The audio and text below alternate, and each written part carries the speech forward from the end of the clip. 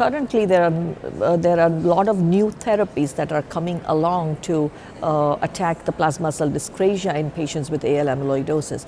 And the novel therapies currently are daratumumab, which is a monoclonal antibody directed against CD38 antigen.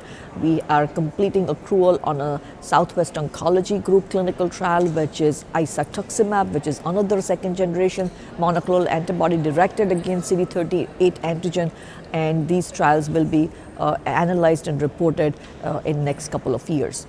This research is hopefully going to lead to better quality of life, improvement in survival, and improvement in hematologic and organ responses. So and with less toxicities, because stem cell transplant and some of the aggressive treatments have toxicities and adverse events for patients, whereas these newer agents hopefully will have less toxicity and better tolerability.